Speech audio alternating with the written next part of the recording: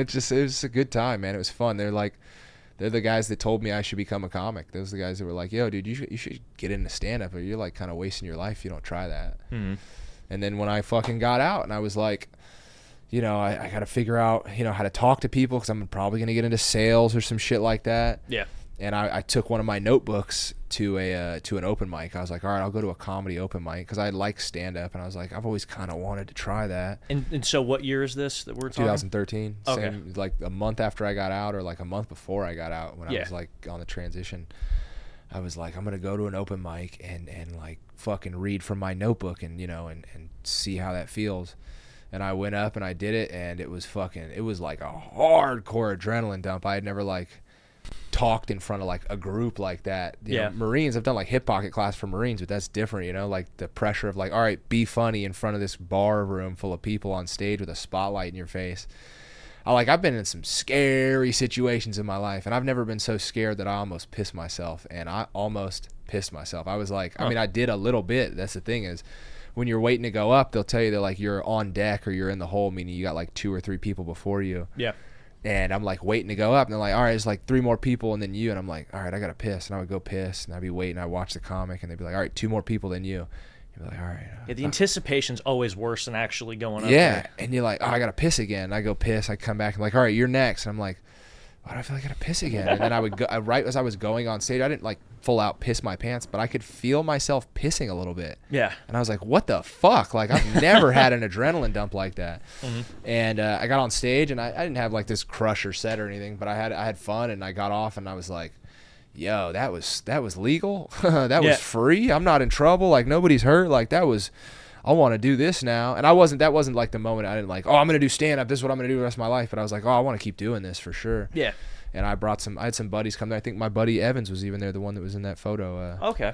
He came out. A couple of my friends watched me, and they were like, that was fucking great, dude. Do you mind if I ask? Because it was, I believe, was it July 24? Because when I started doing stand up a lot more, I noticed there was I never really, because I being in Arizona was where I was at when I started. I'm the only one who lives out there, so I didn't have any family or like any friends come and watch me. But then when I had actual friends and stuff come out for the first time, it was a completely different feeling. Like I was more like anxious to like almost more scared. But ironically, it's like 5 times more fun because they're just rooting me on no matter what joke it is, no matter how. I don't know how it was for you, but I was just curious to hear what you had to. Well, yeah, no. Similarly, like when you're anytime I go back to Vegas and I do shows and like, you know, that's like my friends and my family there. It's like a different type of pressure. In fact, I honestly don't like a lot of those shows because I'm like, oh, I'm too in my head or I'm like trying to, you know, pressure myself to like tell certain jokes or be a certain way. Yeah. But the first one was like mostly just like bar people. It was an open mic, so there was a lot of other comics, and it was just like dudes sitting in this dive bar watching sports games and shit. Mm-hmm. And then 2 of my fucking friends were there. And this was in Vegas, right? Yeah, in Vegas, a little dive bar called Meatheads. It's not there anymore, but little Detroit Lions bar. Okay. Which I found out in hindsight they were like trafficking a lot of cocaine through. I didn't know. Hell yeah. Okay. Degeneracy. yeah. Hardcore dive. That does make sense. I mean, that is the most Detroit thing you probably could do in Las Vegas. So it's traffic coke. Yeah. And a fucking losing sports team bar. Yes. Yeah. But yeah, I got hooked on it right away, and I was still like working, doing shit in Vegas, and I did get into sales, and I started selling like life insurance and fucking shit like that. And then this family that I did security for saw that I was like hustling and shit, and they were like, hey, you know, we're doing some business stuff in Chicago, and we're trying to build a sales team out there. You want to come out there? You can like stay at our place, and we'll train you, we'll get you in the market, and we'll help you make some money. And I was like, fuck yeah. And I went out to Chicago. Okay. And while I was out there, I went and did some open mics, and one of the open mics I went and did was at this place called the Comedy Shrine in Aurora. I don't know if it's still there, but it's kind of like a museum/comedy club. Huh. And it was the first time I had performed in like a comedy club where like you're in this black box room, you got the stage, and then outside of the room is the bar, and the server comes in to take drink orders. It's not a dive bar. There's no TVs. It's not smoky. It's like an actual theater stage. Yeah. Thing. Okay. And I went up and I did the mic, and I fucking crushed. And I was like, oh shit, this is what it's supposed to be like not fucking bar rooms. Like I'm actually good at this. Like I could do this. Yeah. And it like kind of reignited the spark in my head. And then like a few months later, I got talked into going to NorCal to do some sales. Solar was real big at the time, and people were like, "Oh, the money's good, the numbers." They came and did like this big meeting with us and showed us all the numbers, and they were like, "Yeah, you just closed deals." And I was like, "Fuck yeah!" And I didn't have a place to stay out there, so I drove out to NorCal and I just lived in my car. But when I got there, they were like, "Oh, we don't have any leads. You have to go create leads. You have to go door knock." And I was like, "Fuck." Yeah. So I door knocked for like 2 months, and it didn't occur to me that I'm fucking trying to get in people's houses with a scar on my face. So I didn't make like any sales, and I'm like racking my brain out there. I'm like, what the fuck am I doing, dude? Like, what is happening? That's got to be insane because, not to steal it real quick, because I did sales before too, but I had the opposite approach. I started in door-to-door, and then I went into, because when you did life insurance, and then the one in Chicago, was it phone sales that you did? Yeah, a lot of phone stuff. Oh, okay. I assume, was the door knocking, was it like, from what it sounds like, it was harder when you started? Oh, yeah, it was fucking terrible. And it was like summertime, and I'm door knocking. People are not answering their doors. People are fucking talking to me through the door. Yeah. And I'm sitting in my car, and I'm like eating canned ravioli and shit and Ritz crackers. And I'm just sitting there sweating one day, and I'm like, fuck, man. Like, I work hard. Like, I know discipline and sacrifice. Like, I'm living my car out here. Like, I'm down to, like, grind. I should take all of this and just put it into something that I like to do, you know? Yeah.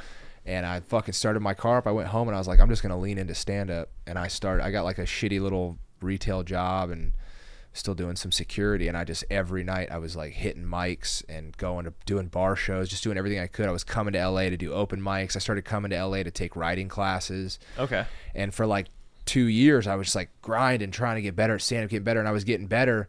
But what happened was I was coming to L.A. and I would sit at the Comedy Store in the back of the OR, and I was watching like these late night crowds and these guys that are like huge now work this late night room. And I was like, oh man, if I want to get better, I have to move out here. Like I have to come to L.A. I can feel it. And so I did. I packed my car up. And at the time I owned a condo in Vegas, and I was like, I'm not going to pay my mortgage in Vegas and rent in L.A. I'm not going to live in a fucking place with 10 dudes. I've been there, done that. I was like, I'm just going to live in my car. So I fucking loaded up my little Toyota Prius, dude, and I drove out to L.A. and I fucking lived in my car out there, man. I got hired as a door guy at the Hollywood Improv like 4 days after I moved there. Okay. And it was exciting, bro. I was like living in my car. At the time, I was helping a buddy produce this little underground show. Yeah. And it was like a really good, like little fucking hole in the wall show. We were like crushing it weekly. Mateo, do you mind if you pull up, oh no, I don't think I sent them. Do you have any of the comedy photos? Because it's weird if we're talking about your stand-up career going successful, but then we have a photo of you in the jungle. Yeah. No, it's all good. Yeah, it's all right. But anyways, continue, please. Yeah, so I'm like thriving in LA. I'm like living in my car. I'm grinding. I'm a door guy at a comedy club. I would get off work at like 3 a.m. and I'd be standing out on fucking Melrose or Sunset, and I'd just be like, man, I'm fucking doing it, dude. This is where I'm supposed to be. Yeah. And it just felt right, man. And I did that for like 4 fucking years, and then COVID happened, and COVID just fucking it fucking wrecked that city, man. It fucked the industry up. It fucked up a lot of people and fucked up stand-up comedy for a lot, and just like changed everything really. And really forced a lot of people to, from what because I wasn't in the comedy scene at that time, but it's from what it sounds like, it really forced everyone to either like nut up or shut up or just evolve kind of in yeah, the people that were like shakers and movers definitely like it was like all right, so now what are you gonna do, and we ended up when they first locked everything down. I did some acid on a buddy's couch, and after like 2 or 3 days of that, I was like, I'm fucking not an artist anymore. I'm just a drug addict. I'm not going to just sit here in LA and do drugs until they open everything up. And there was no word on when it was going to open. So I was like, I'm going to go back to Vegas, sleep in my own bed for a little bit, and get some cooked meals. My sister was living in my apartment, or she's renting a room from me. So I go home for a few months, and like month 1, I'm like eating good, sleeping in a bed. Month 2, I'm smoking weed. Month 3, I'm like out hiking. But by month 4, I'm like, dog, like what's going to happen? What about all this momentum? What about all the work I was doing? Like, what about everything I built in LA? Like, and I started like kind of panicking and having like a panic attack. And then by August, the year before in August, I went to Scotland and I performed in Fringe, and it was fucking amazing. 25 days of just shows. I was opening 3 shows a night for 25 days straight. It was Was this like a festival? Or Yeah, what was the deal? Fringe Fest in Scotland. It's every year in August, the whole month of August. Oh, okay. And it was amazing in 2019. It was like the coolest thing I'd ever done. So I was like booked to go back the next year. I had like a flight and Airbnb set up, but it got canceled because of COVID. Yeah. So fast forward in August, like, you know, I've been home for like 4 or 5 months. I'm supposed to be at this festival. It's not happening. And I'm starting to freak out. I'm starting to have like this moment, this like crisis, this midlife crisis, this like crisis in my life where I'm like, fuck, man, like, Yeah.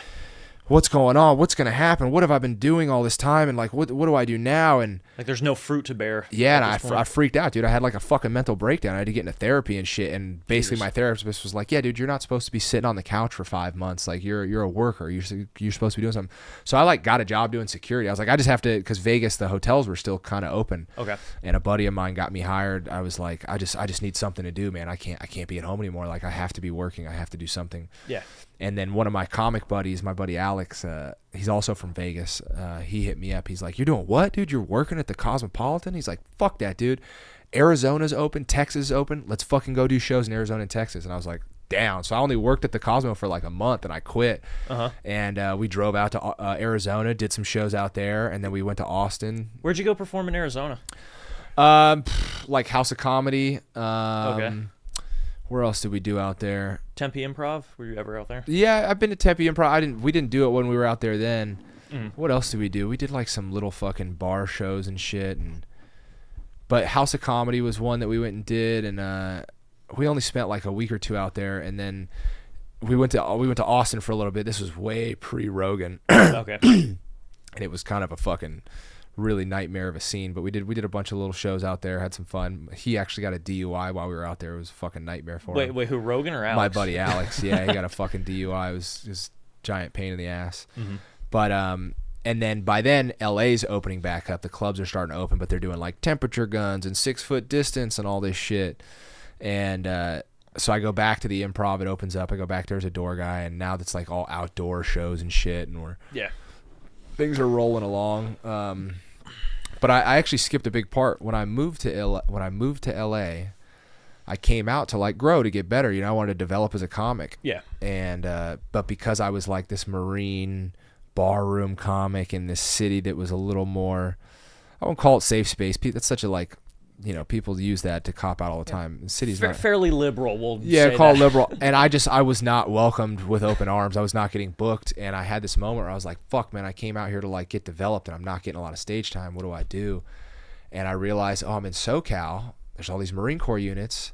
All my buddies in the Marines are the ones that told me I should be a comic. I was like, I'm gonna hit them up. So I sent 400 letters out to Marine Corps units, really all over the country, but I sent them out to like a lot of units in Southern California, being like, hey, I'm a Marine, I'm a comedian, I'll come out and perform for you guys anytime, any place. And if I could preface, is this the beginning of what is to be known as Rapid Fire Comedy Tour? Yeah, man. Yeah, so I got the first show, Cinco de Mayo, 2018. Some unit hit me up and they're like, hey, we're having like a Warriors night. You want to come out and do a show for us?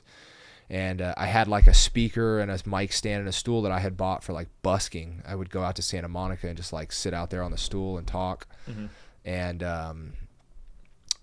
you can keep talking. I'm just going to send the photos. Live stream. And so I was like, I'm just going to bring that equipment and I'll go do the show for him. And I went out and I went alone because I didn't know. I bring comics with me for these shows. But I was like, I don't know what to expect. Like, this might be whack. Like, it could get canceled. It's a long drive out to San Diego. I was like, I'm just going to go alone and see what it's like. Yeah, and I don't know if you're going to get to it if I'm jumping ahead, but I could imagine how that is because obviously Marines are known to be more, wild bunches. We're not exactly normal people. And then I imagine with chain of commands, they care about image and optics. So was that like a dual conflict of interest, or how did that? I imagine that's an interesting dynamic. I was like, this could go south in a number of different ways. So let me just go out and test the waters and see what's going to happen, see what it's going to be like. And I went out and I did 45 minutes for 250 Marines, and they treated me like I was fucking Dave Chappelle, dude. Damn. Okay. Yeah, they loved me, and I was like, oh shit. Like, this is my audience. Like, this is what I'm supposed to be doing. And it clicked. I was like, oh my God, like, this is incredible, man. This is where I'm supposed to be. And I just started sending more letters out and trying to get more shows. And we started getting pretty consistently. We were getting like one show a month for a few years. That's the thing, is the shows are far and few between. The only reason I get the shows is, a unit some company first sergeant or company commander gets a letter and goes, oh, seems cool. Fucking let's have him out, have him come out after that big range evolution we're doing, we'll do something while we're waiting for transpo. We'll have him do a show. Yeah, man. And then what's funny, in 2019, when I got home from Fringe, I was supposed to go to London for a little bit and then New York, and I didn't because my Airbnb got canceled or whatever. And I had some extra money, and I was like, I'm going to turn this into a 501c3 because I'm not going to really be able to, it's hard to get, it's so fucking, people are like, oh yeah, it's free for the military. Yeah, not because it should be free. It's free because trying to get money from the military is a fucking nightmare. Trying to get budgeting and funding for entertainment and blah, blah, blah. It just makes things take way longer. And don't battalions have budgets for this though? They fucking I thought do. They like 100% they do. But it just trying to make it all go down. It just takes forever, and then it doesn't happen. And so I was like, oh, if it's free, I'll get way more shows than I have. And so I was like, I'll turn it into a nonprofit to try and get some fund, encourage people to donate, and then money that comes in won't be taxed. It'll be easier to like run it. And then we got approved to be a nonprofit in like April of 2020 while the country shut down. So I'm like cold calling all these companies I made lists of, like, hey, this is what we do, and da-da-da. And they're like, the sky is falling. The world is over. The COVID, like we're closing down. Yes. We don't have any money. So it was a terrible time to try and launch it. But yeah, turned it into a nonprofit, man. And now people can donate, and it's like a tax credit for them if they donate. I think it's like $500 at least.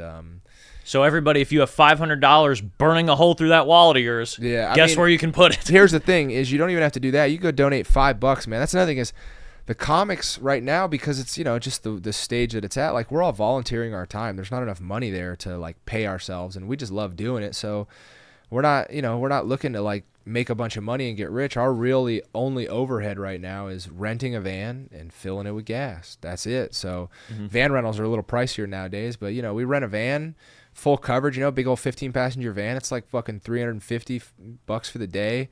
And, gas to get down to San Diego, it's like $120 in gas. So like $500 sponsors a whole show, like that just covers our transpo. Because for the first couple of years, I was paying for all the shit out of my own pocket, which was fine. I was like, I love doing it, but I just wanted it to like sustain itself. So the money's not coming out of my pocket. So it's like, you could just go to the website, rapidfirecomedytour.org, and you could just donate $5, man. Just put some gas in the fucking van. That's all we're really trying to do. And if you like really want to go donate, you could go donate like a couple $100. If you donate $100, man, we'll send you a t-shirt and some pins. If you donate $200, we'll send you a fucking sick ass hoodie and some shirt and a shirt and some pins, all that shit, man. We just want to spread the word. That's kind of what I'm doing with all these podcasts right now, is just letting people know who we are and what we're doing. And I want to get some more shows, and I want some people to donate and maybe find like a fucking badass sponsor. If you got ideas for sponsors, anybody listening to this, let me know, man. I'll reach out and talk to anybody. I hit all these companies up, and a lot of companies are like, well, we can't give you any money, but you could give out our fucking energy drinks. I'm like, I'm not going to pass out your fucking merch for free, dickhead. I'm not going to carry your shit around with all my gear, and then here's a free energy drink. No, bitch, you have to cut us a check too, and then I'll give your shit out. Yes. But yeah, I'm like, I want to talk to everybody about it, let them know what we're doing, because a lot of people just don't know what we're doing, man. It's fucking badass, and it's really grown into something way, way more, because at first it was just about stage time. And then I started to notice like the effect we were having on these Marines. After a show, these Marines would come up to me and be like, dude, we were having like a shit day. Like, it's been a rough week out here, and you guys fucking rocked, man. Like, that was amazing. Like, that was everything we needed, man. Or like leadership would come up to me and be like, yo, these fucking Marines, like those two guys right there, been at each other all fucking week, and look at them now. Like, you did that. You guys did this, man. Thank you for coming out. A real morale raiser. Yeah, for real. And I was like, oh, we're like legit boosting morale and building camaraderie. So it became about that. And now, because of how many comics I bring out to these guys, it has become something more that I never even considered. But like, a lot of these when I do these shows at the top, I go, who's been to a comedy club?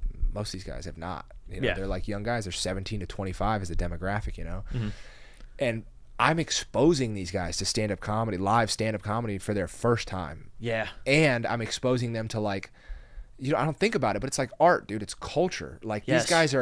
These guys are seeing like a gay comic go up and talk about shit and make them laugh that never would they have ever expected that a gay person could make them like laugh about shit like this or have fun or like talk about these subjects. I bring trans comics out and they fucking crush, and you're just watching like young men and servicewomen have these moments where they're like, yo, like I thought like these people were different. I thought I would never be able to identify or like have fun and laugh about this kind of shit, you know. And it's not to backtrack, but I was gonna ask who. So I thought it was all like military, or at least my impression was it was gonna be like prior military. Who I guess who does? But who are all the comedians that you have on that usually goes? No, with that's you? that's a really good point. A lot of people ask me that when they book shows. They're like, "So you bring veteran comics?" I do have Marines and military guys that I bring out and do shows. I've had bring plenty of those guys with. Yeah. But it was not about like, oh, let's round up military guys to put on shows for the military. No, that's what's so cool about it is I live in LA. I'm in Hollywood. I'm at all the major comedy clubs. So I can pick from the pool of like some of the greatest comics in the world and like the young, hungry ones. Like I could like, that's something is if we had the money, like I could pay some bigger comics to come out and, you know, we do that. But like, let me tell you what's way better than that is being able to tap some fucking young comic that's living in LA trying to grind on the shoulder and be like, yo, dude, you want to get in a van on Friday and go do 10 minutes for 100 Marines? Yeah. And they're just like, oh, fuck. And like these comics are like hungry. They're excited. They're young. They're in their material. Yes. They're trying to grow. And you bring these guys and that fucking hunger, that drive, that fucking excitement translates, man. And they're not taking it for granted. Yeah. And they're young guys too. A lot of these comics I bring are like, they're young and they're the same demographic. I brought this guy. His name's Luke Binkow. Funny ass comic, man. Young guy. He's a door guy at the Comedy Store. And when I brought him out, you know, he's nervous. He's scared and shit. And when I brought him, I liked him because he's funny. And he fucking murders because he's the same age as these guys. He's talking about all the thoughts they have. You know what I mean? And it was just like proof that, you know, these guys, you don't have to be like a Marine to come out and make these guys laugh. And in fact, like one of the guys that crushes the hardest is one of my best friends. His name's Eric Rocha. And he's like this fucking fat gay comic. And he's so fucking funny, dog. He's so fucking good. And he comes out for these guys and just murders. Like these guys fall out of their fucking seats laughing, choking, crying, laughing. And it's like some of these guys never would have expected that could happen from some gay comic, you know? Yeah.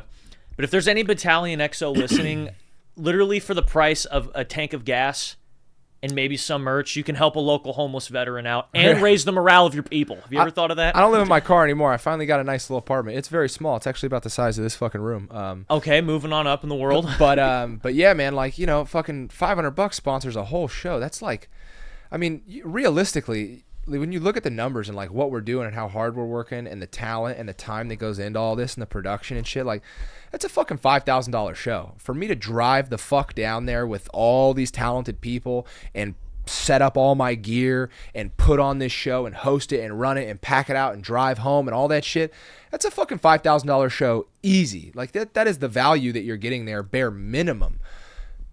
The fact that you could do it, like we come out for free. That's another thing is like, you're in Southern California, dog, we'll come for free. If you can't scrape together a few $100 to cover our transport, that's okay. I get it. But it's like, yo, fucking Company XO, like somebody, like you guys got the budget, bro. Cut a check for $500, $1,000, God forbid, you know? Like let's fucking do this, man. You guys know you know that it can help you. Like it boosts the morale, builds camaraderie. It's a great fucking time. And it's so low barrier to entry, and that not barrier to entry, but like it's like the whole. You're not asking for much. I'm not asking for much, but also it's like I just come out and set up 2 speakers, a microphone, and a spotlight. Like it's not a big fucking deal. And that's the thing is we go anywhere. We're out in the field. I got my own power. I got generators and batteries. Like we don't even need electricity, dog. I have it all. You just tell me when and where, and we come out and we set up. How fucking sick is that? That's another thing is like I try to talk to like sponsors or whatever, and like I could talk about this all day. I love it. I talk all day about stand up and what I'm doing with these shows, but it's like I can't fucking convince you or try and sell you on like what this is. If you look at this, you go to our fucking website, you see what this is, you hear me talk about it, you're not like, that's fucking dope, bro. That's badass. That's cool as fuck. I want to help. If you don't think that, fuck off. Like I'm not going to convince you, or I can't sell you into this. Like if you don't hear it and go, that's fucking cool, it's not for you. Fucking then fuck off. You know what I mean? And that, you know, not fuck off, but it's like if you don't, if this doesn't like make you excited or it doesn't feel cool to you, then it ain't for you. Like it's, if you want to be a terrible leader and keep the morale low, go right ahead, dude. You know, it's yeah. Or if you're a sponsor or something, you're like, I don't know, well, you're not the fucking sponsor we're looking for, dude. I want to find someone that's like, that's fucking sick, dude. I want to partner my brand with these guys. Like that is like shit that I believe in, and that's what I stand for, you know.